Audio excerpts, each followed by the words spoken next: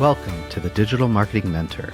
I'm your host, Danny Gavin, and together with industry leaders and marketing experts, we'll explore the meeting point of mentorship and marketing. We'll discover how these connections have affected careers, marketing strategies, and lives. Now get ready to get human. This episode is brought to you by Audio Academy. Whether you're a recent high school graduate, a busy mom, a working woman seeking to enhance her skills, or a female entrepreneur looking for a better understanding of digital marketing, we've got you covered. Dive into the digital marketing world without drowning in student loan debt or compromising your values. Visit audioacademy.com/podcast and claim $150 off Audio's women's only cohort of our Digital Marketing Fundamentals career course by entering the code MENTOR at checkout. That's odeoacademy.com/podcast. Empower your career and save $150 with code MENTOR today. Hello, everyone. I'm Danny Gavin, founder of OpDig Marketing Professor and the host of the Digital Marketing Mentor. Today, I'm super excited for a very special guest, Mike Metzler. I've known Mike for years. He's the digital media manager of Concept Labs and UFC Strike. Concept Labs, formerly known as Concept Art House, has taken over operations of UFC Strike from Dapper Labs. They recently announced a multi-year partnership with UFC to continue publishing UFC Strike along with a mobile UFC game. Mike has been a force to be reckoned with on social media for many years now. When Snapchat came out, he was one of the top, definitely an influencer. He's gotten into a Twitter spat with Reese's that led to them shipping him 300 pounds of Reese's Thins. I'm very jealous. He's been a subreddit moderator. He's taken a selfie with Shaq and posted plenty of viral moments featuring his corgis. How are you? I'm doing well. Happy to be here. Thanks for the invite. Pleasure. I think our relationship goes back to a company many years ago where I remember hiring you, and I think you were doing BD work. I think one of my best SEO projects ever that I ran was actually sold from you. And I think that's where it all started. It wasn't, working in BD and sales wasn't something that I thought that I would ever be good at or that I would even do as a job. I was kind of like, no, I don't want to. But whenever you kind of view it through the lens of, consulting and helping people out with different projects, it became much easier. So it wasn't about sales. It was more about that human interaction and helping. You got to be knowledgeable about your domain. And so, I think that I was good because I have a strong technology background. I understand, the digital media industry very well. And so when people would come and they'd say they'd want a website and be like, we're not just going to take what you say. It's like, here's what we think that you need. So let's roll back the clock. Let's talk about where you went to school and what you studied. Okay, so I went to school at St. Edward's University for my undergrad and my graduate. I got my MBA there. Whenever I graduated with a marketing degree, my dad was basically like, "Well, you got to go to grad school. You got to do like every that's the only way forward." And so I was looking around, and most people don't typically get an MBA right after they go to college. They typically work for a few years. But they had this really unique program called the Digital Media Management MBA program, where it kind of focused on three or four main tracks. One was like music, one was film, one was kind of like technology, and one was like video games. And the goal was to bridge the gap between the higher up people and the engineers and the people making it, and so you could be a good middleman and understand all areas. And whenever I saw that, I really wanted to work in the video game industry. That had been my dream since I was a little kid. And I was like, well, this could be a good path to do. And so I went there, did my MBA for 2 years, and then started working for a video game company. That's awesome. So with regards to the program or even your undergrad, were there any experiences that you had inside or outside the classroom that when you look back were impactful to where you are today? Whenever I think about the things that were most impactful in college, it's normally my biggest failures. Like I remember I used to think that, I could just wing everything and I could go in there and I could, go in and give a presentation. And then one day I failed, horrendously giving a live presentation to one of my marketing classes. And I was like, wow, I guess I better not ever do that again. And so then prepping and preparing became a big part of my routine for, presentations and speeches and things like that. Another thing was we had in our MBA class, we had to do a class where we had to create a business focused on the area that we wanted to do and then present it to a bunch of different VCs. And so the teacher brought in different VCs from Austin. And, we were hotshot grad students thinking that we knew everything. And they just demolished us. They gave, they gave us feedback like we were on, Shark Tank, not for our fake business. And I remember walking out like, that was the worst class ever. And now I look back on it, I was like, man, that was one of the best learning experiences of my life. Yeah. And it's cool that you are able to look back and appreciate that. And do those memories ever pop up in your head? Like now when you're giving a presentation? They've become habits, and so they're things that I do like before, anytime, like I'm talking to you, I'm going over notes and things that I want to say for about at least an hour beforehand so that I, don't feel stumped or that I can always talk about something. And so, those experiences have just, become habits. Try not to dwell on my most embarrassing memories too much. Yeah, that'd be a bad thing. All right, so let's jump right into mentorships. So, Mike, how would you define a mentor? My first reaction when I think about mentorship is it feels a lot like people just asking you, what should I do? And so whenever you think about that, it's your job to be able to give the best advice you can from the experience you have. I think that it's, important to bring your own experiences and be able to apply it to their situations and to their life so that you can provide them with the best and clearest way forward. Because if you're mentoring someone, you probably have a little bit more experience than them in certain situations. So you can guide them on the right path. So let's talk about one of your most influential mentors, which was your first boss right out of grad school. Let's talk about her. My first boss right out of grad school, we was at this video game company, but she was had been a music exec for a very long time. And now she's, a VP, I think at Def Jam or Republic Records now. Oh, wow. You're so cocky when you're a little kid and right out of grad school. It's a little kid. Yeah. When you're in your early 20s and, you really think that you know how to do a lot of things. I made it all through grad school. I can do this. I had, worked a number of jobs, but this was probably my first real 40-hour week, healthcare, And so I think that people should really pay attention to who their first boss is going to be, because it can really make a world of difference. Whenever you're trying to find your first job, you're just trying to find your first job. But if you have a choice between two jobs, try to look at the one where, you're going to have a good relationship and somebody you can learn from. I learned a ton. And, it wasn't just that, here's what you should do. It was also, she gave me a lot of activities that weren't even like beneficial to, the company, but were beneficial to me as like learning experiences. And I really appreciated that. And that kind of reminds me the concept of like when you're going into an interview, yes, part of that interview is them interviewing you to see if you're a good fit. But if you're smart, you also want to interview them, right? Yeah. And make sure it's a good fit for you. And it's the type of people that you want to be around. Absolutely. And I think that's hard when you're younger, but as you gain more experience. I remember I did a lot of work and put a lot of thought into this presentation and data and things like that. And I presented it to her and she's like, oh, you can't present that. And then I was like, oh, okay. Like, what do you mean? She's like, well, it's ugly.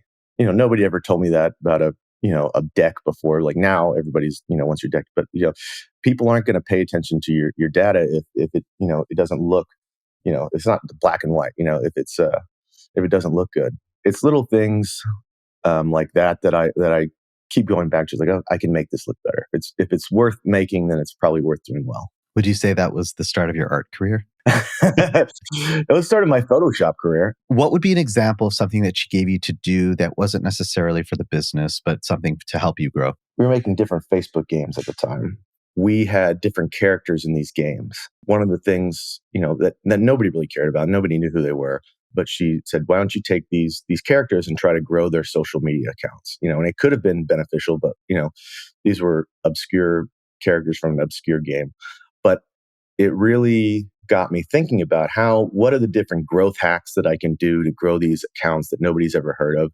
Let me try out any method I wanted to grow these accounts. Learned a lot of what doesn't work. Those are some of the most valuable experiences I ever had. So let's switch to mentoring others. I know you're in sort of a new role, don't have any people under you, but let's talk about either people that you've, had in the past or friends that you've mentored.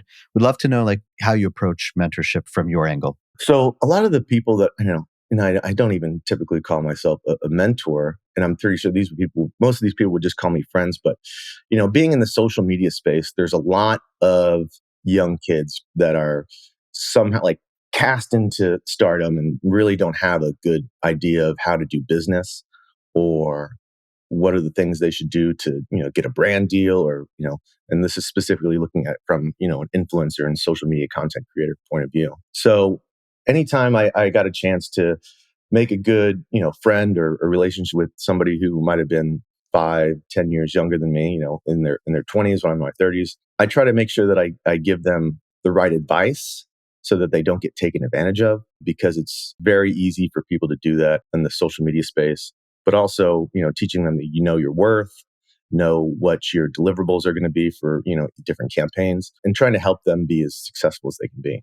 And just tell us a little bit about like these brand deals or just in general, like making money off of being an influencer. So have you had the chance, like obviously with your work, have you been able to make some money or having any brand deals? I mean, yeah. So I've worked with dozens of brands, UNICEF, Men's Health, 5 Hour Energy, UFC, NASCAR, AT&T, and a bunch of other just, random ones. For the most part, there's this image that once you have a lot of social media followers, that the money just comes in.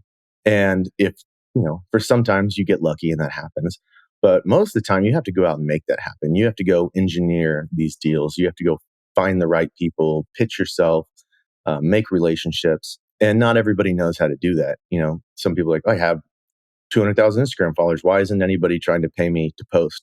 It's like, well, every good brand deal that I ever secured came from some level of social engineering where, I stalked the people I wanted to work for, either on LinkedIn or Twitter, followed them, and then over time built up a relationship with them. And then whenever the opportunity was right, pitched myself, as somebody that they could work with in the future. I think that's really important because I think most people, they look at this shiny object and it's like, oh, I'm going to get, it's going to be easy once I get all those followers. And I guess it is a real reality check that it's not that simple. I mean, that's honestly one of the reasons why didn't pursue being a content creator as my full-time job, because just the grind of having to just find new jobs, reach out, pitch yourself. And then also you're having to make content and keep entertaining. It is such a grind. And it really is, I say this to a lot, like, why aren't you, still massive content creators? Like, well, it's really a young person's game. There's some people that have turn it into, lot businesses, but to make it big on social media, you have to be doing that 24/7, 365 days a year. It's easier when you're younger, for sure. Totally, especially if you have a family, right? It's not. Yes, that makes a big difference. So let's talk about your keys to mentoring success. I think I have 3 keys that I go back to when I think about mentoring success. One of which, the first, and I think the most important, is to be available. You have to make yourself available, whenever, not just when it's convenient for you. To really help somebody, only 10% of the time whenever they ask is not really what I would call a mentor. And so that's a big commitment. And that's not something that you can do for everybody. But if there is somebody that you really are trying to mentor, you really do need to make yourself available. The second thing I would say is encourage responsible risk taking. And what I mean by that is there's a lot, like I said earlier, a lot of, being a mentor is people just asking you, what should I do? It's your job to kind of push them to take risks that are going to, improve them, but also knowing from your experience where the line is and, where not to cross it. And last, hold them accountable. If you're mentoring somebody that, hey, I'm going to do this, make sure you follow up with them in a week from now and make sure, like, did you do that? Like, why didn't you do that? And I think that that's really important. So let's segue into your area of expertise, which is social media analytics, content marketing, and so much more. So you finished getting your master's degree in 2011 and basically immediately jumped into the social media marketing world. Social media has served as an ever-present home for you in the years since. How has it been watching social media evolve over the years, the different platforms, marketing, and more? I think I first joined Facebook in 2005, and so almost 20 years, into this, watching it grow has been exciting, but, you also start to identify patterns and in the way that, platforms operate and how new platforms grow, that are really exciting. And so, whenever I see a new platform, I try to be one of the first people on a platform to test it out, try it. And my goal is whenever I see a new platform like Threads or, whenever TikTok came out or whenever Snapchat came out, the first thing I'm trying to do is if there are influencers on there, looking at them and seeing what they're doing. And if there really aren't, then like, how do I become, an influencer? Like whenever Be Real came out, I was like, I'm going to be the Be Real influencer. And so I was posting a lot of content just because I just wanted to see, I didn't really think that it was a platform that had staying power, but you gain a lot of experience by experimenting on different platforms and learning. I think I became one of the most followed people on the app pretty quickly. And then because I was just following everybody because that was the only way to get followers. And I was like, oh, let's see what happens. And then I had like, a couple thousand Be Real followers and then nothing ever happened with it. But, it's fun to just explore and experiment with these new media platforms, and that's one of the things that really gets me excited about working in social media is that there's always going to be something new, or some new growth hack to experiment and try out. And I think that's so cool because I think a lot of people sit back and wait, right? It's like, ooh, let's see if this turns big. Yeah. So one of my big pet peeves is a lot of people in the social media brand space are like, you don't need to be on every platform. Wait and let's see, let's plan. And I have the very opposite approach. I think the second something comes out, you need to be on there because if you look at the brands that have gotten really big on TikTok or really big on Snapchat or Instagram, they were the brands who were the first, a lot of times were the first people to embrace it. Now there's obviously lots of people that come after that, but being, the first mover advantage in social is very real. Were you ever on Clubhouse? Just randomly asking. Uh, no, I was on it, but it was, it was never really my thing. I like creating visual content. Yeah. Here I am, on a podcast, but we've got a little video screen here. But yeah, no, it was never really my thing. And Clubhouse to me felt very manufactured from the hype, from the VCs that were investing in it, from who they targeted for influencers. I never, there were some people on there who were doing it the right way, but I felt a lot of it was just inauthentic. And so I never really vibed with that platform. I feel like it's a footnote during the COVID sphere, and it's kind of not really there anymore. A couple minutes ago, you were talking about responsible risks. So how have you done this in your own social media strategy? I don't want to say break the rules, but if you look at, social media platforms and the first people who become really big. Let's start back at Vine. So the first people who got big on Vine were posting a lot, but they used to make you film everything through the camera. But then some people created some hacks and then you could upload your own videos. And the people who could upload their own videos and not have to shoot everything live, were able to produce a lot more content. And then throughout the community, it's like, oh man, those people, they're cheating. It's like, well, are they? Like they're, the platform could kick them off.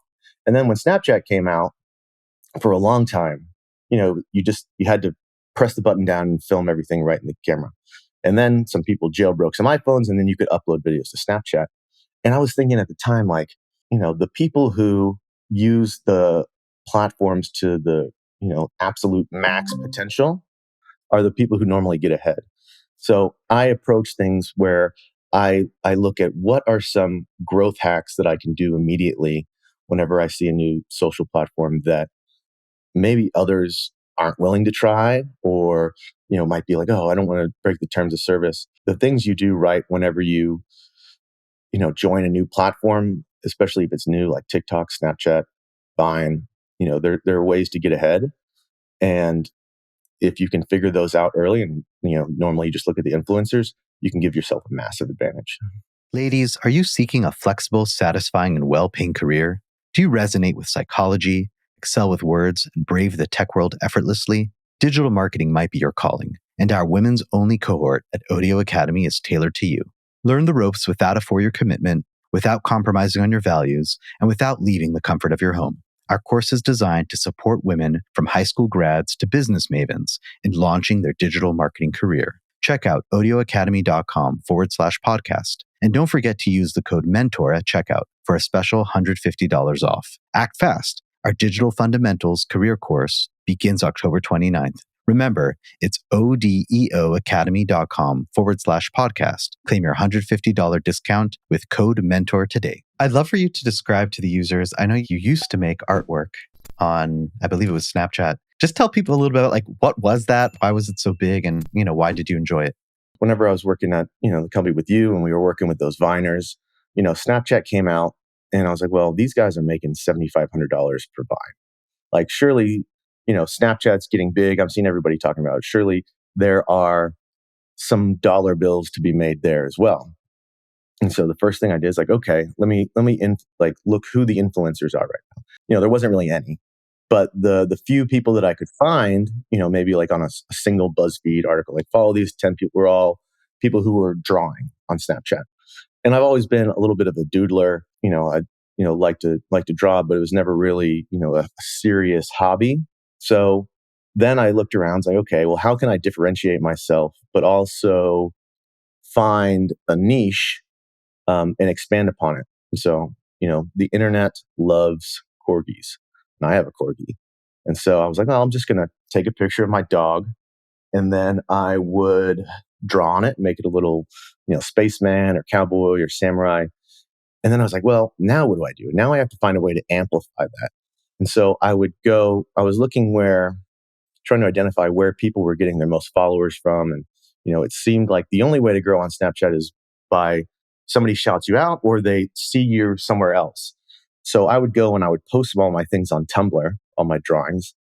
And then I would go to Fiverr and then I would buy a $5 for some Tumblr influencer to whatever it was, to repost it. And I would do that a couple times until eventually one just clicked and kind of went viral. It was like, that was the spark, but it was all engineered. Like that was my plan the entire time. And then one day I woke up after that and I had like 10,000 Snapchat followers. I was like, okay, well, this is great. Then I got laid off shortly after. And I was like, well, maybe I could, okay, I'm never going to have a better time to try to make this a career. I'm never going to have more time. But between, that finally going viral and getting the moment, I drew on Snapchat every day for about a year and posted content consistently.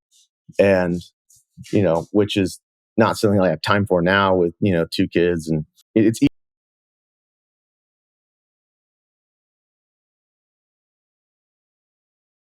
easier. I planned out how I was going to distribute. I looked at what other people were doing and, I made it happen. Do you still spend time on Snapchat? Honestly, I've gotten back into it in the last couple of weeks. And I was doing a lot of it. They had this Snapchat Spotlight payments where they were paying a lot of influencers, and that was a really cool way to make a pretty decent amount of money about 2 years ago. And then the payments kind of dried up, and then I focused on other platforms. For me, I don't have the luxury of having infinite free time. I like to look at social media platforms. For me, is where I think it's either going to benefit my personal brand most, or whether I can make money from it. I followed the money essentially. Whenever Snapchat money, I went over to Instagram Reels, and then whenever I saw that Facebook Reels was doing well, I went over to Facebook Reels. Then I burned myself out, and I didn't make anything for like 2 years. But that's fine because that's not my full job. It's more of a hobby. While you're talking, I remember this one thing you did. I think it was on Facebook where I think you went on a vacation with your family, and then you put like a filter on yourself to make yourself look like this like super hunk model, and like in every single picture. I don't think about it. I'm like laughing because that was people. Lots of people really liked that, and lots of people got really mad. They're like, "Well, like you're being fake. Like, what are you doing?" And it's like, oh, like that's they didn't get it. Outrage marketing, I guess. Yeah, your creativity is awesome. It's really, really cool.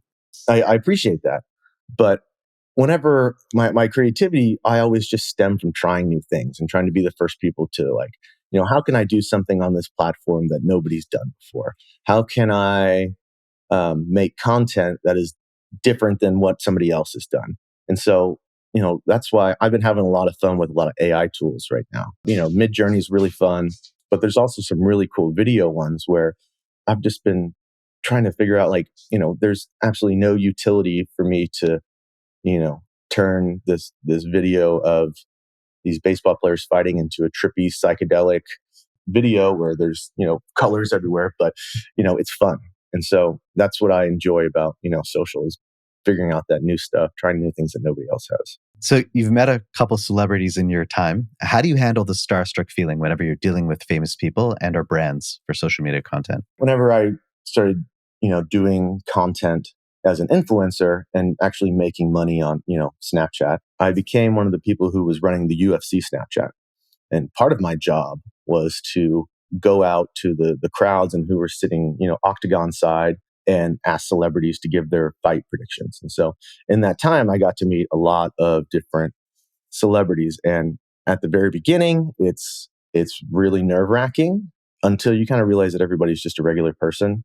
Now, some people are not regular people. Like, I, Can you give an example? Or you don't want to be, quoted? I mean, the most starstruck I ever was that I had to approach Tom Brady and Justin Timberlake sitting next to each other. And that's pretty, those are heavy hitters. Another thing is like with UFC, like there's a couple people at the top fighters that everybody knows. And then there's hundreds and hundreds of UFC fighters that are all trying to make a name for themselves. And so, when you realize that like everybody else is, essentially trying to do like on the UFC side, the same thing you're doing, which is grow your brand and get engagement on social media, you can approach it from a collaborative relationship. And those are the ones that are most successful whenever it's beneficial for both parties. But yeah, starstruck, it's something that you learn how to deal with the more times you do it. You just have to get up there and, take a deep breath and, go and do it. So this last UFC event, for UFC Strike, I got the opportunity to interview a lot of my, some of my favorite fighters, a couple world champions. And, I hadn't done that since 3 or 4 years or, probably 5 years since I was working at. And so at first, the first one, I was like, okay, kind of stuttering over my words a little bit, but then you got to realize like, okay, like this is your job. This is what you're here for. This is what you're getting paid for. It's time to, perform. So with your history at UFC and now working with them again, did they remember you? Was that part of the reason that you got this job? Concept Labs reached out to me because I had worked for UFC in the past. Right. And so like that was, a recruiter reached out to me and that kind of laid the groundwork.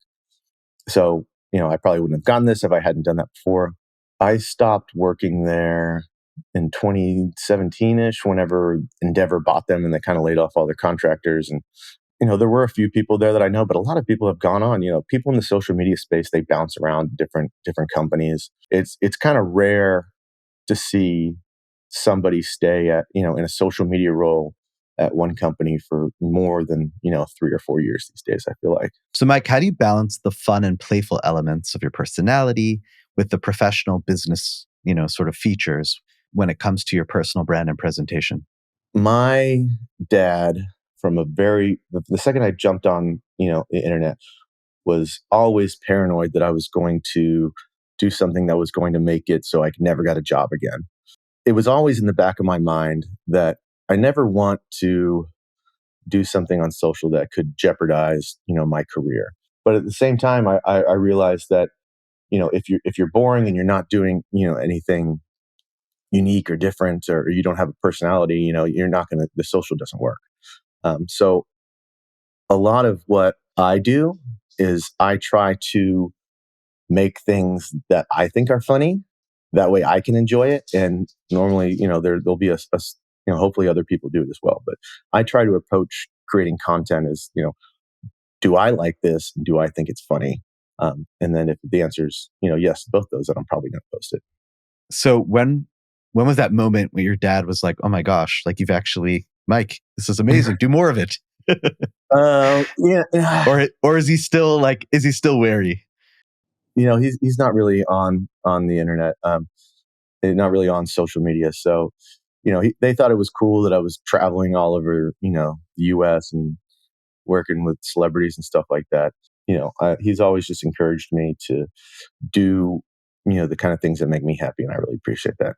So you've done a lot of content creation at various events, outside of UFC, wrestling, basketball, Austin City Limits. How do you work storytelling into that type of content? Whenever I think about, okay, I'm going to go approach this day, because a lot of the storytelling that I would do would be in a vertical format over the course of a day or over the course of an event, working through different sports things. I try to think about, I know how this is going to end. It's going to end with the event being over. Now, what's going to happen, in between? So everything's got a start, a middle point, and an end. And I try to think about what are the most creative things that I can introduce in this day that'll make it a good story. And a good story has a beginning, a middle, and an end. So I approach it, what's going to happen during the day that's going to be interesting? What are the possible scenarios that could happen, and trying to identify those so that I can play into those later on. And a lot of that comes from experience.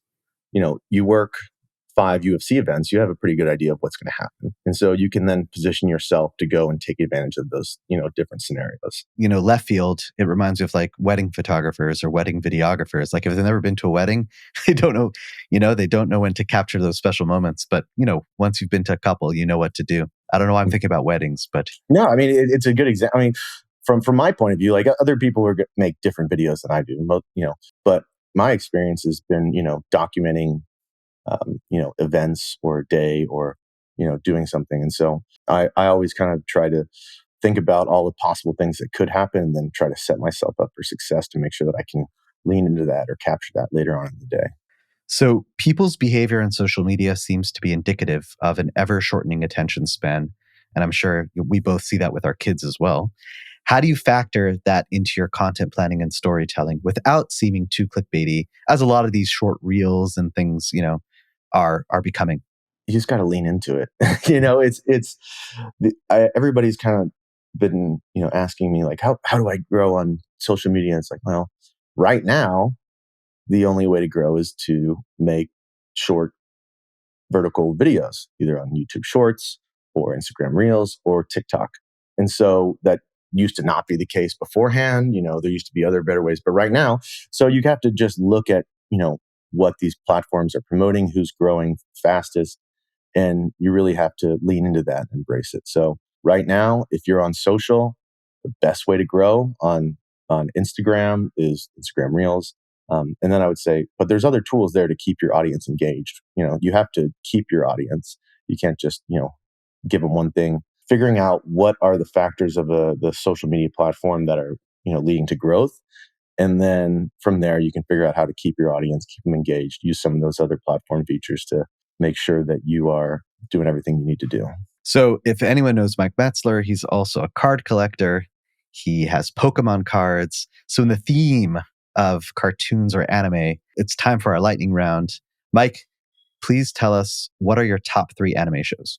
I oscillate back and forth between playing a lot of video games and watching a lot of different anime and things like that. And whenever I get tired of one, I go back and I'll play Zelda for a while. But right now, I mean, I just finished the new season of Demon Slayer. Demon Slayer is awesome. I think it's on Netflix and Crunchyroll. Another one that's really good that I've been watching with my kids is Spy X Family. That one's really good. And then I just started this other one, Jujutsu Kaisen or something like that. I'm about 10 episodes in, but it's great. My attention span is very short these days. And so I tend to just bounce around to different things. So right now I'm, watching tons of anime. Oh, and Attack on Titan. It's funny because as a kid, I remember certain anime shows on network TV. Like, I don't know if it was like Sunday morning cartoons. I don't remember, but they were really awesome. And even today, I try to find them because I don't know what they were. Yeah, anime is pretty cool. What are you currently working on, or what is your next big project? I mean, I'm trying to build out UFC Strike and the social there. So that's, from a professional level, that's what I've been spending a lot of my time on, is thinking about what are the kinds of things that people want from a, digital collectible standpoint, and how, we can implement that. And a lot of what we see nowadays is that people are looking for real world utility for their digital collectibles. And so trying to figure out a way to pair that, with some of these, terms like NFT or, however it works. But what kind of value can they get from buying this in the real world and trying to really amplify that? My other hobbies, I'm really into sports cards right now. I just went to the National, which is the National Card Convention in Chicago last week. Got to meet a lot of other collectors. And so if I'm not playing with my kids, I'm not working, I'm probably listing things on eBay and just having fun with that.